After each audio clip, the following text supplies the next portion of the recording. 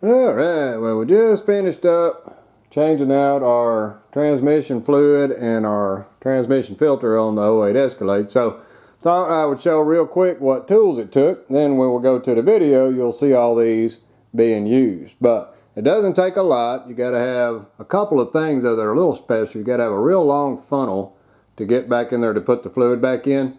You'll need a 10 millimeter, which is all it takes to get the bolts off the pan, and a hammer, and like a torque driver if you want to go faster. A little pry tool, that little guy right there, it's like a crooked screwdriver, and it's used to pry the seal out. You got to get the seal out after you thump on it and get it kind of loosened up in there.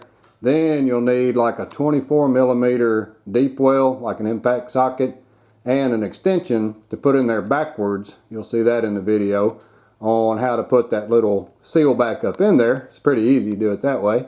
And some RTV and a little pair of needle nose vice grips to pull the seal out. Regular old stuff like that. But right down here you'll see some of the videos you see on it, they're using like a floor jack and a pry bar and doing stuff like that. Well, I got a lift, and it's a big no-no to be jacking underneath a lift. So in the video you'll see how to use just like a scissor jack and some ratchet straps that you don't really like. It doesn't hurt them, it just gets them really dirty. Let's get started on the video, and you can see how all this goes together and these tools are used. Alright, well the '08 Escalade is up on the lift because I noticed it was having a little bit of trouble shifting coming out of overdrive, and I've never changed the transmission fluid or the filter, so I figure it's high time. That may be my problem. But as you can see, it's up on the lift, and we're doing a little bit of prep work because tomorrow we're actually going to change this out. But because I hate messes, and this is one of the messiest jobs you can do because there's no drain in the pan, what I'm doing is doing some prep work here. So as you can see, what we got going on is a little tube that's running up here where the dipstick goes. And I'll set the camera down and show you how to set this up, because if you're like me, you got time, you can just set this up overnight, let it drip all this fluid out. We'll get a bunch of it out, and it'll be a whole lot less mess tomorrow when we get to dealing with this. So let me set the camera down, show you how to do this real quick in case you want to minimize your mess, and you're like me, you got time to do this, because tomorrow we'll get started on it.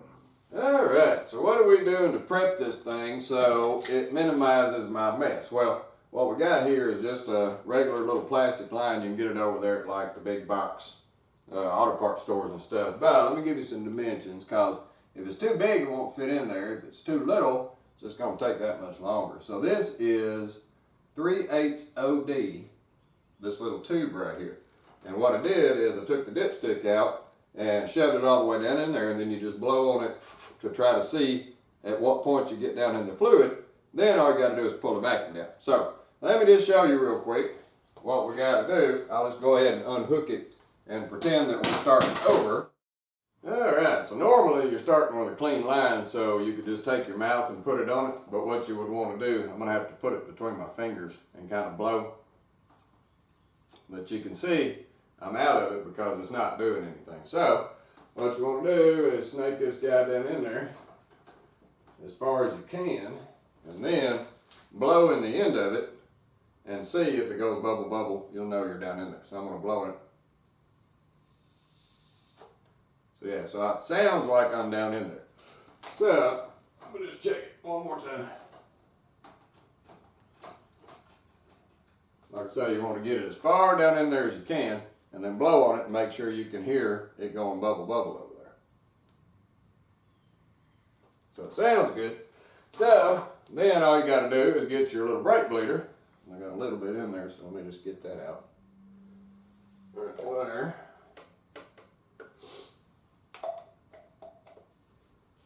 So you get your brake bleeder, unless you want to try to sit there and siphon it out, which I'm not going to do, because you're going to get that nasty stuff in your mouth. And then start high.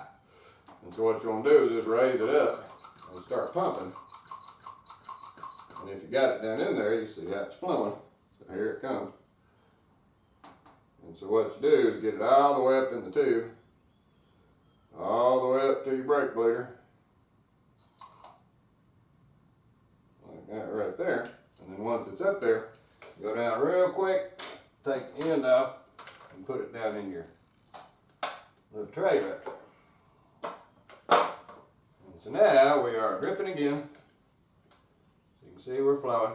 And so what I'm just going to do is lock that off right there, so I don't have to worry about it flipping out of there or something while I'm sleeping. So there you go. So that's a prep work you can do the night before and just let this thing sit there and drip. Now at the bottom, I don't think I'll get a gallon out of it. It'd be great if I did, because there's quite a bit of it in there. But just in case, I got a gallon jug and then I got a pan. That way if it does come out, it'll just run over in the pan, because I'm really sure you're not going to get 2 gallons out of this thing. So we'll just let this thing drip, drip, drip, drip overnight. And like I say, it's about a 3/8 OD tube is all it's going to fit down in there. Anything smaller is just going to take that much longer, but that works pretty good. So now we'll let that sit overnight, and then we'll come back and get this thing on the lift, and then we'll make this change out, and hopefully with all this fluid out of here, it's going to be a lot cleaner. Alright, so after letting it drip overnight and drain down, you can see the pipe's now empty. So it must have gotten to the point that it pulled down. So we can see here, we actually got more than a gallon. So it's a good thing I put my pan underneath here, because my cup runneth over. Ran out the spout there. So that's a gallon's worth of it that's not gonna go all over the floor or everywhere all over me when I get ready to pull this pan down. So pan should actually be pretty low. So now all we got to do is get this out of the way. We'll take our little pipe out up here, and then for the dipstick, we're just going to leave it out because it sticks down in the bottom anyway, and it'll be in the way when we put the pan back on. So let's get all this took off here. Then we can lift the vehicle up, and you can see that that little bit of prep work right there didn't really cost me any time, because I just let it drip overnight, put it in there and let her go. And that's going to save us a ton of oil getting all over the place that I got to contend with. Now, still going to be a little messy job, but not a super messy job like it would have been if a gallon and something worth of this fluid was still down in there. So now, let's get set up, lift him up, and then we'll get up under here, because we got one more thing we got to contend with, which is the exhaust tube that goes underneath the pan.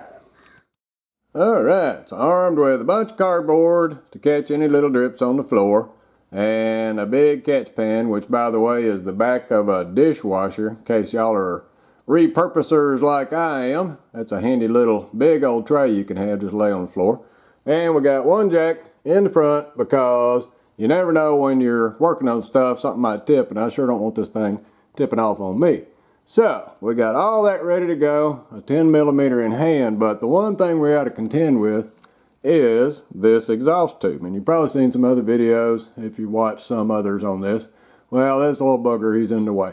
But some of the other videos show jacking it up like with a pry bar, doing stuff like that. Well, I don't like putting jacks underneath the lift, because I've seen too many of them tip off when people start jacking underneath from the floor, because that's not what you're supposed to be doing on a car lift. So what I got right here is right up there, if you can see where the exhaust heads on out to the muffler, it crosses over that post right there, that cross member.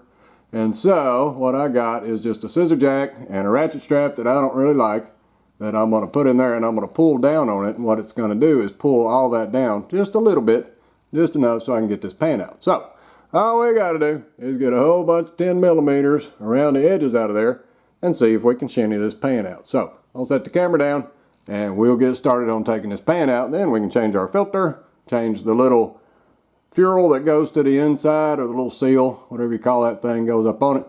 Put a new gasket on, and we are good to go. So let's get the camera set down and take off after it.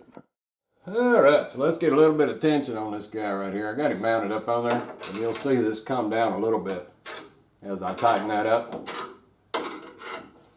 We don't have to go far, but we can adjust it. So we're just pulling it down a little bit so I can get a little bit of tension on it. So now, what we got to do is, like normal, just take a whole bunch of bolts loose.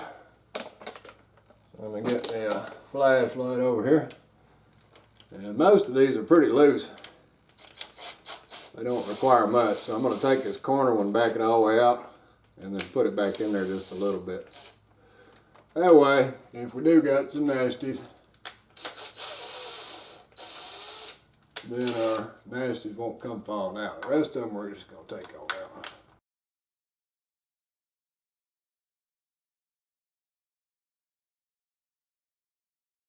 And there we go. So now with the back one,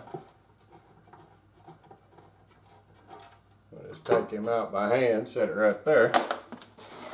Then we'll take the front two out and see if we got this low enough. If not, we'll get our screwdriver and we'll adjust it a little more.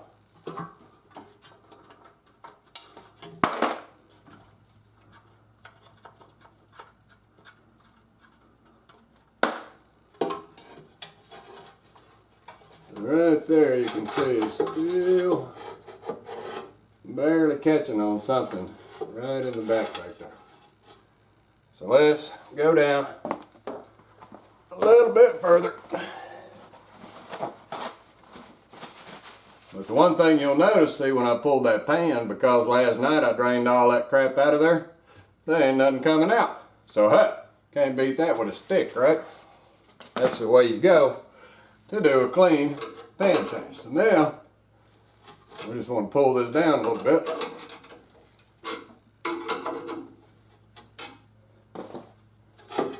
And see at what point we can skinny this pan.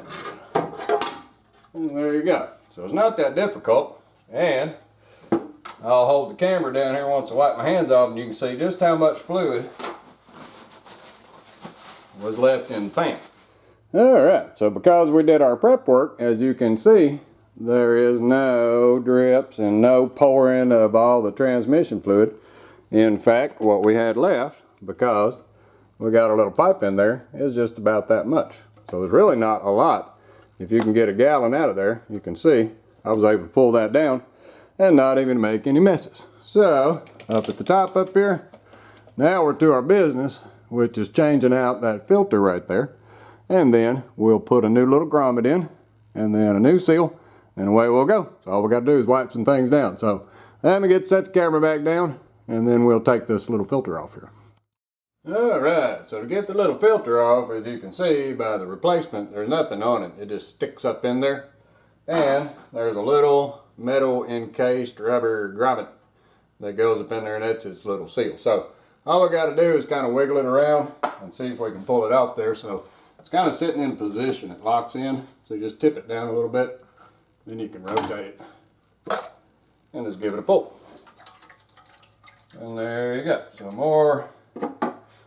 little more fluid comes out of it, but not a big deal. Like I say, about 1 billion times less messy this way. So everything looks really good in there. Now all we got to do is get that little seal out of there, if you so choose to get it out of there. Now, that can be a pain, and you can see the edges of them, so a lot of times you got to get in there and kind of pry on it a little bit on one side to get it loose. So I'll pry it out of there and then show you, but it's right up inside of there, and there's this little replacement guy that goes up in there. So let's just get a screwdriver, and what we're going to do is bend that little flange over a little bit to kind of weaken it, and then we'll be able to pop it out of there. So then after you get the little lip kind of pushed in, just grab you one of these funky little screwdrivers. Looks like that right there. Or you can make one and hook that lip up in there. Then with a pair of vice grips, just kind of pull down on it. You should be able to get it far enough out that you can get a pair of little needle nose or something. Reach up in there and grab it. And then you get it on out. So there you go. So he's kind of deformed now, but that's what it takes to get that little guy out of there. Alright, so with our old little seal out, what we got to do is put our new little seal in. And so, we just got to get him started with our fingers up in there. And then, once we get him kind of sitting in the hole and staying up in there like that, what we're going to do is come in here with like a 24, something a bit bigger than the seal.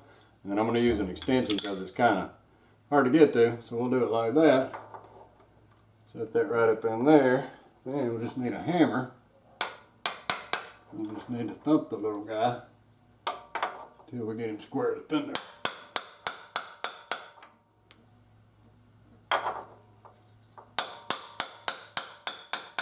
Keeping him as straight as possible. You'll hear it when it bottoms out. It goes darn, darn, darn.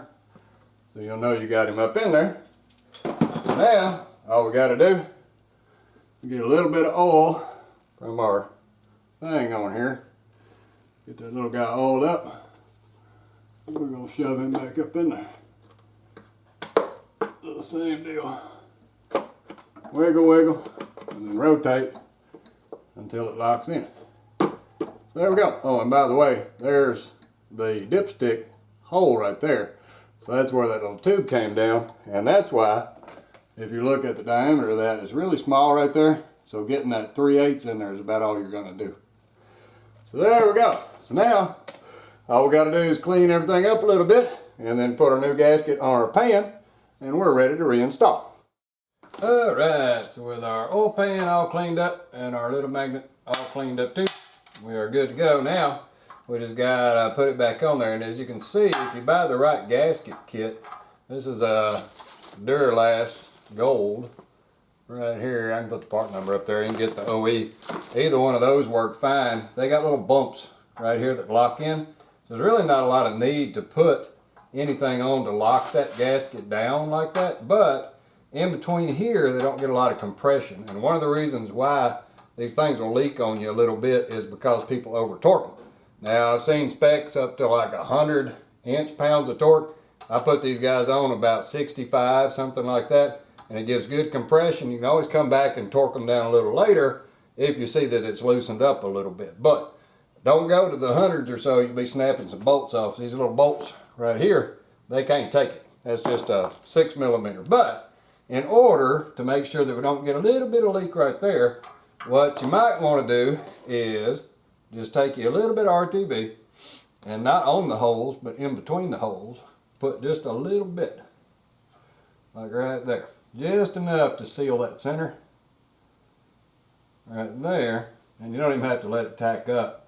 But you don't want to put a bunch, because it'll go down in there and stop up your filter.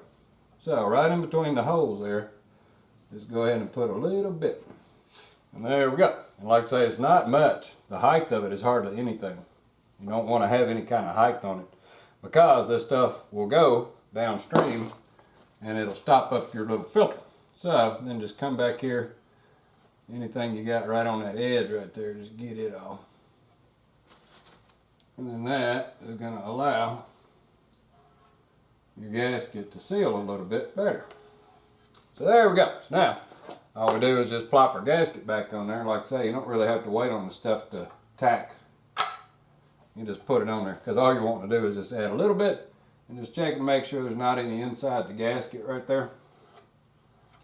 Anywhere you might have missed a little bit, because you don't want it breaking loose and stopping up your filter. Alright, so let's put the camera back up here, and we'll reinstall this little guy, torque it down, and then we'll be ready to refill with what we took out, and we'll go over that here in just a minute. Alright, so with everything ready to go, like I say, we got this pulled down a little bit right here. So all we got to do is just take this guy and look around back, and we're just going to slide him up in there and get him past where his little gasket gets past the protector in there. Then we can just let him sit there for a minute, make sure your little black tabs are still in their little holes. Then all we got to do is put the bolts back in. So we'll raise him up, get a bolt started. And there we go. So now all we got to do is run around and put all those bolts in. Then we'll torque it to spec with our little torque wrench. Like I say, I'm going to run about 60-65 inch-pounds on this guy. And then we can come back later if we need to, but I don't dare go too high, because you'll snap these little bolts off, because they're not very strong at all. So let's get on and torque it on around here and get the rest of this done. Get the RTV off there. Alright, so now that our little pan is back in there, we can take our jack back loose. Let that pressure off of our exhaust. That's all done. So now we just got to run around and torque them. So you're going to want to torque them kind of like you do a tire. Start on the corners and then work your way back and forth, crisscross, crisscross, and get this guy torqued down. So let's get to torquing. And there we go. So we're done on the bottom. Now all we got to do is lower it back down, figure out how much oil we took out, put that much back in there, and we'll be good to go to fire it up and then check the level once we warm it up. So we'll be back once we got her back down off the lift. Alright, so with the Escalade back on the ground, all the bottom stuff's done, all tidied up. Now we just got to fill it up. So, equipped with a very long funnel. You got to have a big long one to get in here, or a tube and a little funnel. Now we got to fill this guy back up. But how much do we fill it up? Well, that's pretty easy, because doing it the clean way, like we did over here, and as you can see, I didn't really lose hardly any unaccounted for oil, because my pan's not full, nothing's in it, it all was in the little thing. So we saw from last night's draining that we filled up a gallon, the little blue jug, and then I poured the rest that was in the pan back in the jug. So we're right at about a gallon from the first, and then another half right here. So that would be about 6 quarts. So what I'll probably do is start with 5 quarts, put that in there, fire the thing up, take it through all the gears, make sure that it's all purged back in, no bubbles. Then we'll let it warm up a little bit, and we'll check it on the dipstick, and then add back. So I know at least I need 5 quarts. So all we gotta do, get set up, pour this stuff in there, and we'll be in good shape to fire this thing up. And there we go. So there's our starting 5 quarts. So now we'll put our dipstick back in and fire this thing up and let it warm up and go through the gears and do all that.